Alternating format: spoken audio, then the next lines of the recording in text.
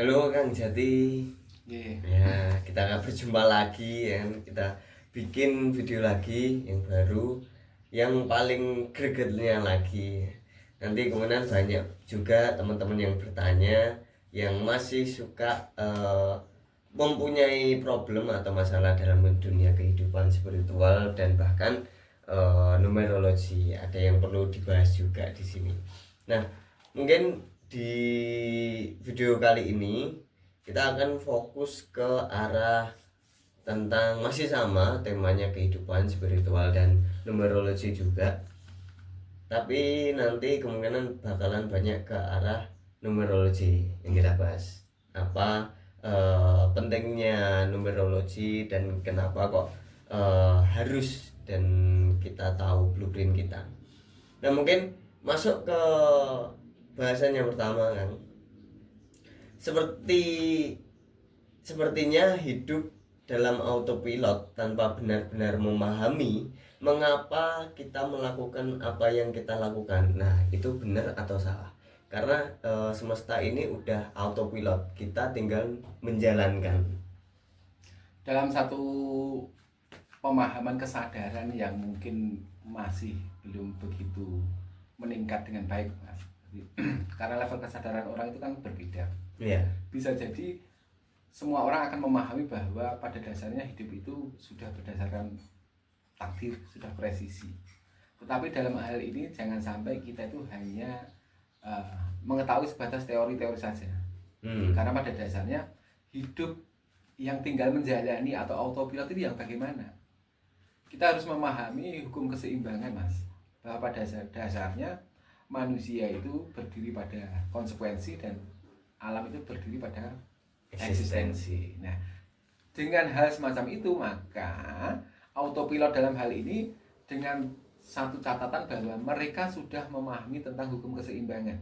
Oke. Maka apa yang diperbuat oleh manusia itu akan menghasilkan sebuah hasil sesuai dengan apa yang diperbuatnya, kan seperti itu.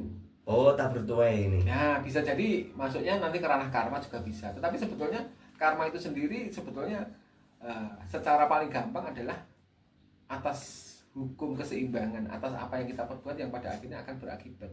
Kalau orang memahami karma kan biasanya FOMO cenderung ke hal-hal spiritual, hal-hal yang kurang real kan seperti itu. Betul, tapi betul. karma dalam hal ini sebetulnya nyata. Jadi karma dalam hal ini nyata bahwa itu sebuah konsekuensi dari hasil perbuatan kan seperti itu. Yeah. Jadi ibaratnya seperti ini. Kita menjalani takdir autopilot karena kita tanpa usaha apapun maka kita akan sudah dapat menuai perjalanan sesuai dengan apa yang tertulis di blueprint. Nah, mungkin bisa jadi secara garis besarnya seperti itu, tapi secara kualitas apakah kita bisa memastikan bahwa kita itu baik-baik saja dalam hal apa yang kita dapatkan itu?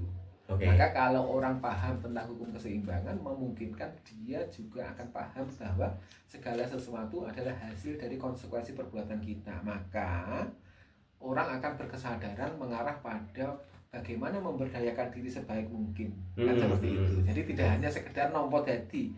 Kalau hanya sekedar nompo dadi maka kita akan ikut dalam permainan keseimbangan alam, yaitu alam berdiri pada eksistensinya. Saat Anda tidak mau belajar, tidak mau sekolah, tidak mau mengasah skill, pengetahuan dan sebagainya, maka Anda akan tergilas oleh zaman itu sendiri dan akan banyak kompetitor atau pesaing-pesaing Anda yang akan mengalahkan Anda. Jadi kalau Anda tidak bisa memenangkan pertarungan pada akhirnya ya jangan salahkan karena Anda memang tidak punya persiapan, kan seperti itu. Iya, betul. Nah, itulah yang dinamakan bagaimana kita itu menjalani hukum kehidupan yang autopilot. Jadi tidak hanya sekedar ngawur butuhin apa jadi, karena kita diberi kecerdasan, diberi potensi dan sumber daya yang ada pada diri kita. Ya, setuju sih kan. Nah, mungkin selanjutnya ini banyak yang merasa asing dengan dirinya sendiri, seolah-olah ada yang hilang atau ada yang belum terpenuhi jiwanya ini. Jadi selalu ngejar hal yang dianggapnya udah merasa puas, tapi setelah nopo niku setelah kita dapat ternyata masih kosong. Seperti kembali lagi pada satu kebijaksanaan bahwa kita kan bukan robot, Mas. Iya. Kalau robot itu hanya berupa perangkat hard, jadi perangkat keras seperti itu.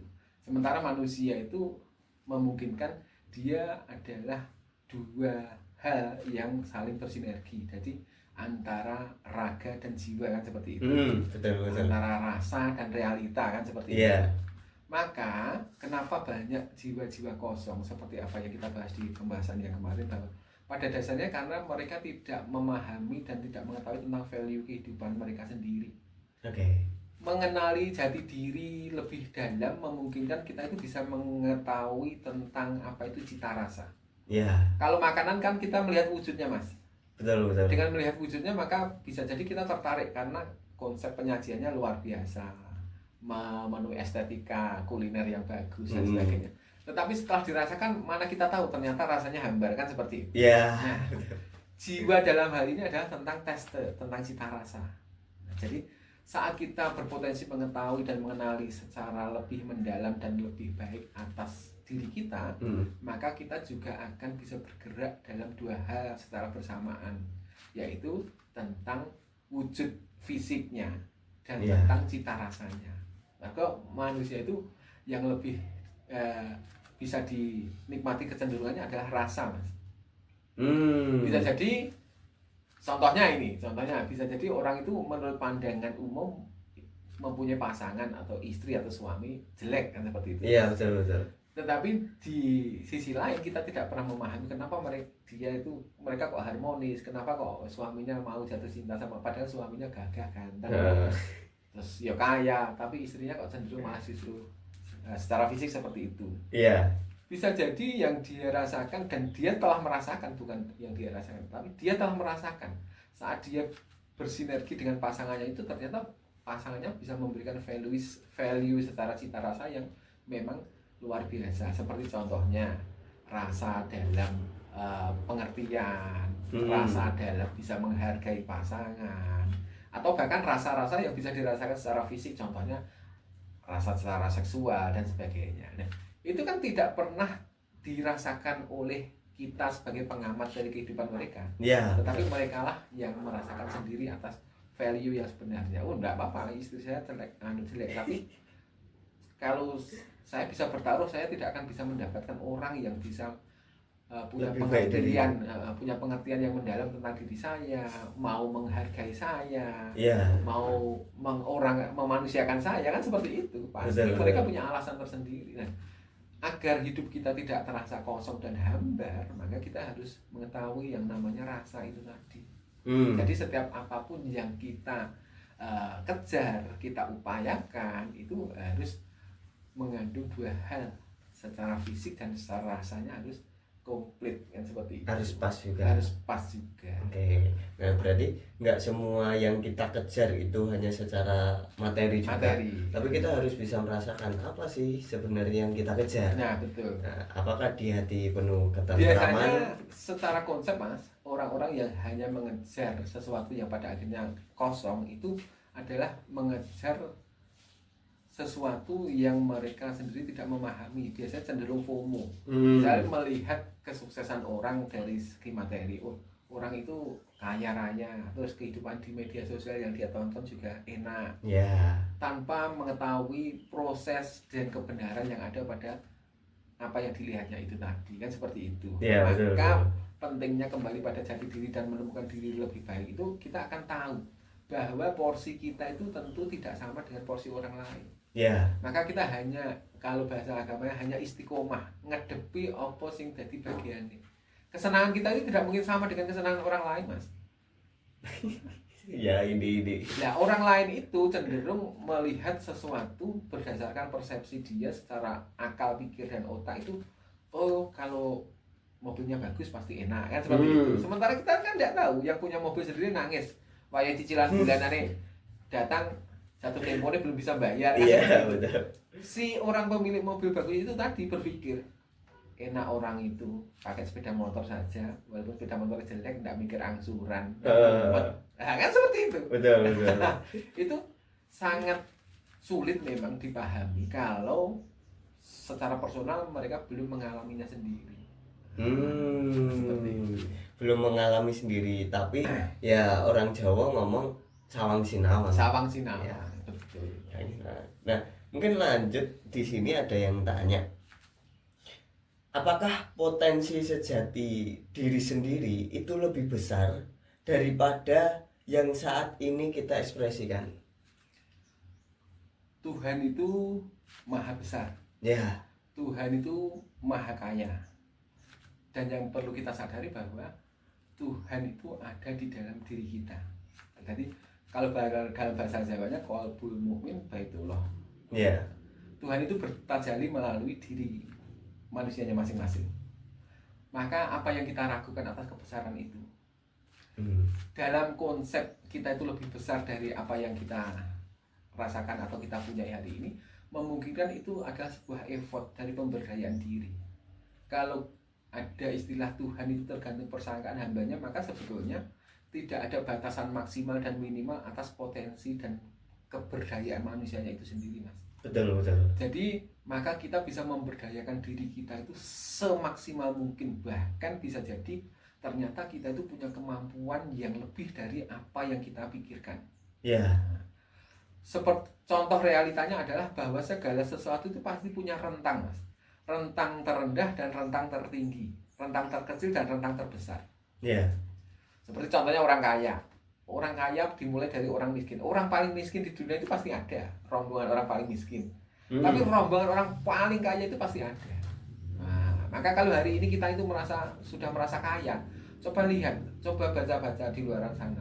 Seorang Elon Musk, seorang Bill Gates dan sebagainya itu hartanya mungkin hampir hartanya orang satu provinsi di negara kita kan seperti itu. Iya, betul. Maka itu menunjukkan bahwa tidak ada batasan.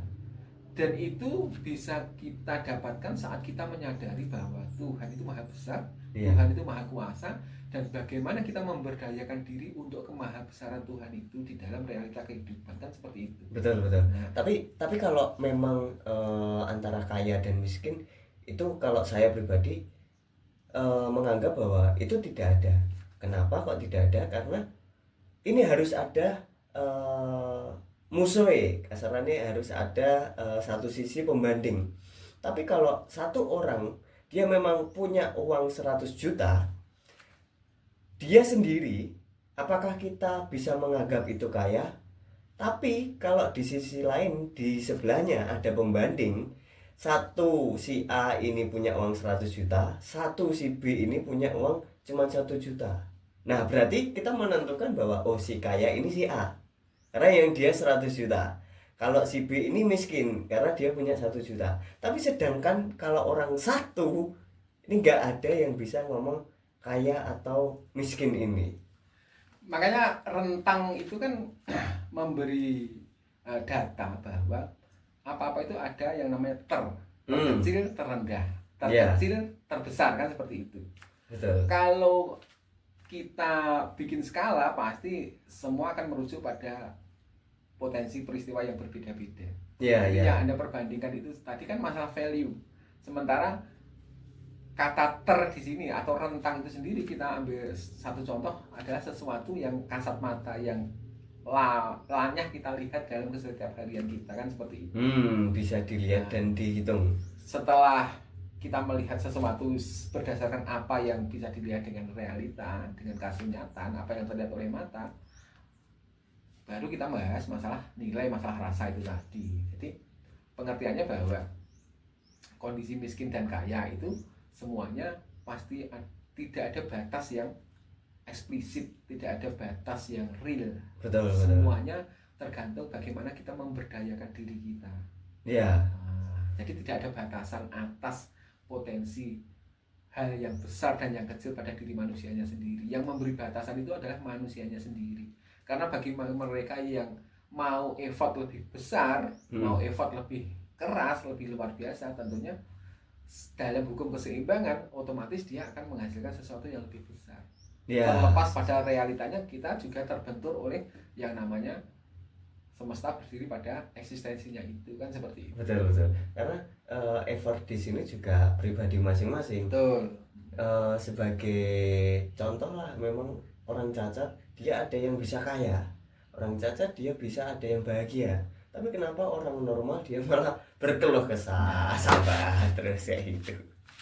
Nah itu menarik juga di sini. Nah ini mungkin terakhir, bahasan terakhir di video kali ini, karena di sini banyak banget orang yang ingin bebas dari penilaian orang lain dan hidup sesuai dengan kebenaran pribadinya dia. Apakah itu memang boleh diperbolehkan, atau ini harus ada hukum yang mengatur sesuatu ini, sehingga orang tersebut ngomong bahwa oh ini harus ada aturan di sini. Saya kira itu memang sebuah keharusan, Mas, dan itu tidak terikat pada aturan apapun.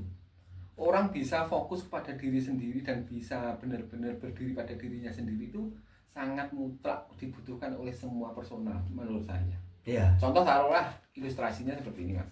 Saat kita mengendarai kendaraan di jalan raya, kalau kita fokus pada perjalanan kita sendiri, maka akan memungkinkan kita bisa menikmati perjalanan itu, satu. Betul. Yang kedua, kita akan memungkinkan bisa mencari celah untuk perjalanan kita sendiri dan memungkinkan keselamatan diri kita. Ya. Tapi coba kalau Anda mengendarai kendaraan, apalagi di jalan raya, jalan yang ramai seperti itu, Anda selalu melihat kendaraan yang lain.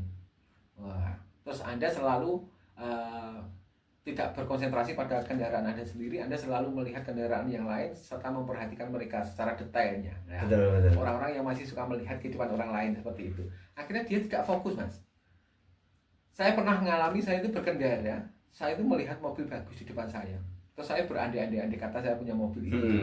Tiba-tiba mobil itu ngerem dadak, Mas. Saya kedandapan, Mas. Iya. Jadi memang arahnya hasil dari bagaimana kita itu mengetahui jati diri, mengenali diri lebih baik atas segala potensi yang ada dan tidak terpengaruh oleh hal-hal di luar diri kita, itu adalah potensi kualitas kehidupan yang bagus, atau bisa dibilang kesuksesan atas diri kita sendiri. Untuk kewaspadaan juga, dan untuk hasil yang lebih maksimal juga. Betul. Karena saat kita masih terpengaruh dengan hal-hal di luar diri kita tidak akan pernah menjadi diri kita sendiri. Betul, kita nggak bisa bahagia. Betul. Oke, menarik. Mungkin nanti kalau ada teman-teman yang ingin bertanya atau konsultasi bahkan mengenai tentang kehidupan atau blueprintnya teman-teman, itu bisa langsung kontak di link yang ada di deskripsi. Itu udah ada kontak personnya juga, bisa langsung di chat di sana, kita ngobrol-ngobrol sama Kang Jati, itu boleh juga. Monggo silahkan. Kang, mungkin kita akhiri video kali ini. Terima kasih. Mungkin next video kita akan bahas yang lebih dalam lagi. Terima kasih.